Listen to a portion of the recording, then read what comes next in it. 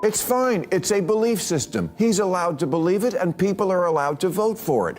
But if liberals deny it, like he's just going through a goth phase, they're going to lose more elections. This is not a communist country. It turned one of Latin America's richest countries into one of its poorest. Low wages, high inflation, shortages, outages, 8 million people fleeing.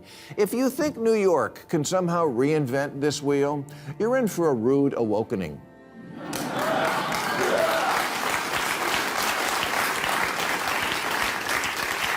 Zohran can't make your wishes come true. You're thinking of Zoltar. It's finally happening. Bill Maher's exposing what he believes is the real reason the Democratic Party keeps falling apart. You'd think with all the noise around the ICE controversy, the DNC would be gaining momentum. But instead, their image is dropping fast. A lot of people are confused about why. Maher says he understands what's really going on, and honestly, it might surprise you. So hit that subscribe button for bold, unfiltered political takes, and let's jump straight into it. Now, let me tell you about the story that liberal algorithms locked out. Her name is Sia Weaver, and if you ask anyone in the blue sky bubble who that is, they'll look at you like a turkey looking up at the rain.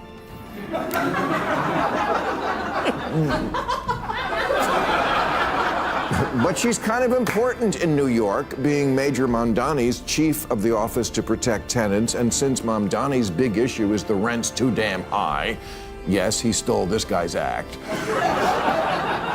It's a very key appointment in the most important city in the country, which is also our financial center.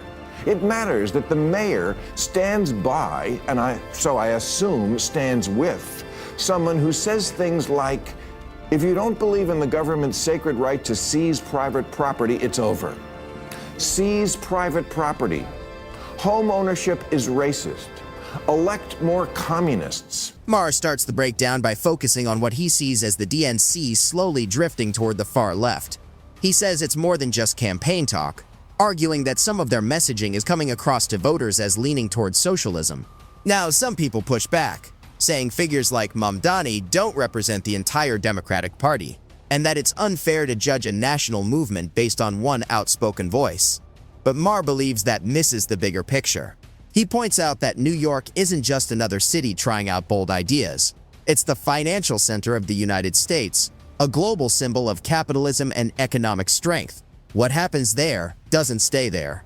If voters start to feel like New York is moving toward socialism, Maher warns that perception alone could spread fast, shaping how people see the entire party across the country. Private property, especially home ownership, is a weapon of white supremacy.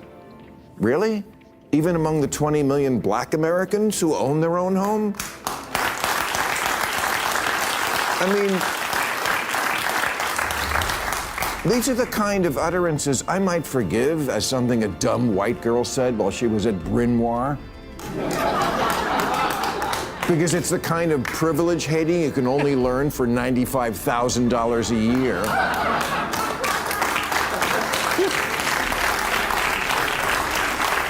But these are statements made as an adult. Yes, for co-eds from elite private colleges, you're only a lesbian until graduation, but the communism lasts a lifetime. Maher goes on to say the Democratic strategy is falling apart for one simple but explosive reason. Many Americans naturally pull back from anything that even sounds like communism. He explains that the label alone can set off alarm bells for voters. For a large group of people, the word feels harsh, even threatening, bringing up ideas of government overreach, slow economies, and lost freedoms. And whether that view is fair or not, Maher says it's a mistake to ignore it. He adds that, historically and culturally, Americans have defined themselves in contrast to centralized control. Entire generations grew up during the Cold War, when communism was seen as the enemy. So, when political messaging starts to echo those ideas, even slightly, it creates real concern. Maher believes brushing those fears off as ignorance only makes the divide worse. In his view, if voters start linking democratic messaging to failed socialist systems of the past, the political damage becomes unavoidable and self-inflicted. Democrats seem to be having this debate whether or not Mayor Mamdani is a socialist or a democratic socialist. Let me settle it. He's a straight-up communist. How do I know this? Well, I'm reading between the lines when one of his major advisors says, elect more communists. Bill Maher argues that Mamdani's openly socialist image is causing real harm to the Democratic Party's overall reputation. In his view, this goes beyond just one politician's agenda. It's about perception. When a high-profile figure openly supports policies often labeled as socialist or even communist, opponents jump on it, and the entire party risks being judged the same way. Maher says that kind of narrative comes at a real political cost. What stands out even more, he adds, is that many millennials aren't fully convinced either. Younger voters may lean progressive, but they're also practical about the economy. They care about jobs, inflation, business growth, and long-term stability. When policies start to feel too extreme or risky, support can fade fast. Maher's bigger point is straightforward. Putting figures like Mamdani in the spotlight gives critics an easy way to claim the DNC is moving too far left. And once that idea takes hold, turning it around becomes a tough battle the party may not win. It's fine. It's a belief system. He's allowed to believe it, and people are allowed to vote for it. But if liberals deny it, like he's just going through a goth phase, they're going to lose more elections. This is not a communist country. Maher's point isn't just his opinion. It's already becoming a major talking point in political media.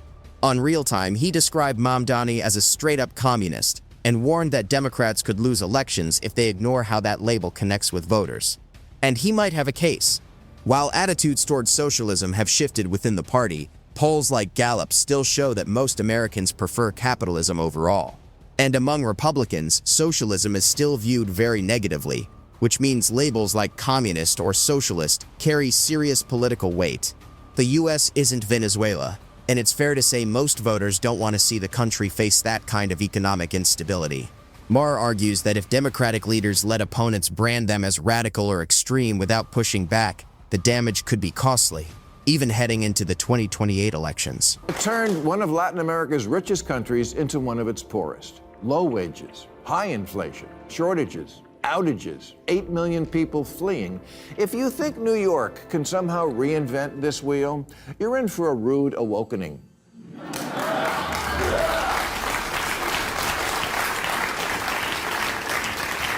Zohran can't make your wishes come true. You're thinking of Zoltar. Here, Maher points to Venezuela as a warning sign when talking about the risks of pushing too far toward aggressive socialist-style policies. It's a country that was once among the richest in Latin America, but has since gone through a long and painful economic collapse. Today, Venezuela's GDP sits at around $110 to $120 billion, while the United States economy is close to $29 trillion, more than 200 times larger. That difference matters. The US economy drives innovation, creates jobs, and plays a major role in global leadership. Venezuela, on the other hand, has faced years of contraction, shortages, and a sharp drop in living standards. Over the past decade, its economy has struggled with instability and long-term decline. By contrast, America's strength has been built on democratic institutions, diverse markets, and a system that rewards productivity rather than centralized control. Maher's argument is that moving too far away from those foundations can carry real political and economic risks. Democratic socialism is like a dating profile. Things look great until you meet up in the real world. For example, Bernie Sanders, his big thing was always bringing single-payer health care to our country of 340 million. But when liberal, tie-dyed Vermont tried to do it for a population of 626,000, it collapsed like that poor in the Oval Office last week.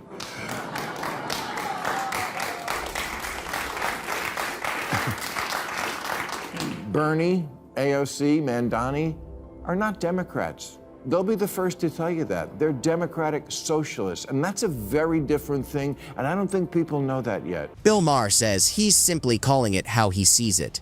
In his view, figures like Mamdani, AOC, and Bernie Sanders don't fit the traditional image of the Democratic Party. He argues they operate under the same banner while pushing a more ideological agenda that doesn't always line up with mainstream party values. Whether the DNC officially supports that direction is still up for debate, but Maher suggests the party's silence often speaks louder than any statement. He questions why there hasn't been stronger pushback from leadership when the messaging leans toward democratic socialism or more aggressive economic change. Since Mamdani began openly embracing that kind of rhetoric, only a few well-known voices on the left have challenged him directly. According to Maher, that lack of response adds to the perception that the party is either comfortable with the shift or unwilling to confront it. And in politics, perception can matter just as much as policy. I don't think people realize we already have a lot of socialism. Social Security, Medicare, Medicaid, unemployment insurance, food stamps, veterans benefits, Pell Grants, COVID-era payments, farm subsidies, disability payments, Fannie Mae, Freddie Mac, corporate bailouts, and the jobs program that is building weapons the Pentagon doesn't even want. All that is socialism, much of it appropriate to soften the edges of capitalism, but the DSA are radicals about this concept, and radical economic policy is always ineluctably married to radical social policy. Their platform, for example, calls for completely open borders. They're for what Biden was doing, but more. Maher goes on to make a more nuanced point. He notes that American democracy already includes elements that some might call socialist: public schools, Social Security, Medicare, and infrastructure spending. These are government-run or publicly funded systems designed to serve the broader public good. In other words, the U.S. already blends free market capitalism with a limited social safety net. His argument isn't that every collective policy is dangerous. It's that there's a clear difference between balance and a full structural overhaul. According to Maher, moving too far toward a fully socialist framework risks disrupting the economic engine that drives growth and innovation. He admits socialism can sound appealing in theory. Fairness, equality, and guaranteed services all look good on paper. But in practice, he argues, it becomes far more complicated. Incentives change, bureaucracy grows, and efficiency can decline. His warning is about understanding that major systemic shifts can bring consequences that outweigh the promises they're meant to deliver. They were petrified of COVID, masking 2-year-olds who never would have died from it and keeping schools closed for far too long. They're definitely afraid of their kids, who from time immemorial have always come up with bad ideas. Their kids. Thinking up stupid shit is what they do. But parents used to tell them, that's ridiculous. The world doesn't work that way. Not today's parents. They say, you're right, honey. Gender is just a social construct. Please, sometimes your mother and I forget which one of us has. Maher circles back to what he sees as the Democrats' original mistake, leaning too heavily into what critics call woke politics. He argues that cultural messaging, identity debates, and ideological purity tests pushed away a large share of middle-of-the-road voters in past elections. In his view, that gap played a role in losses the party is still trying to fully explain. What surprises him most, he says, is that instead of adjusting course, some factions seem to be moving even further left. Maher suggests that doubling down, shifting from cultural progressivism toward more openly socialist economic messaging, could make the problem worse instead of fixing it. Rather than expanding the coalition, it may actually narrow it. His point is simple: elections are won in the center, not on the ideological edges. If the party misreads voter sentiment and treats past losses as a signal to become more radical instead of more pragmatic, it risks repeating the same mistakes, only with even higher stakes next time. I mean, I don't know if we're still banning TikTok. That was before we changed the rule in America to Trump decides what's a law. But I know it wouldn't even be an issue if parents would sack up and tell their kids to get off the phone. Democrats are still afraid of the mean girls who police their far-out fringe. Massachusetts Congressman Seth Moulton had a perfect score on LGBTQ issues from the Human Rights Campaign. But when he said, I have 2 little girls, I don't want them getting run over on a playing field by a male or formerly male athlete, his own campaign manager quit. In the end, Maher's argument comes down to one central warning: perception matters, and political branding can make or break a party. He believes the Democratic Party is increasingly aligning itself with labels and ideologies that make a large portion of Americans uncomfortable. Whether it's the rise of progressive cultural politics, the visibility of democratic socialists, or the lack of clear distance from communist rhetoric, Maher sees a pattern that could carry real political costs. His concern isn't about rejecting reform or ignoring inequality. It's about political reality. America has always balanced limited social programs with a strong capitalist foundation. When voters feel that balance shifting too far in one direction, they react. If the DNC fails to understand how its messaging is being received beyond its core supporters, it risks losing moderates and independents who often decide national elections. Maher's final message is simple: adapt to the electorate, or risk repeating the same mistakes at the ballot box. And that brings us to the end of today's video.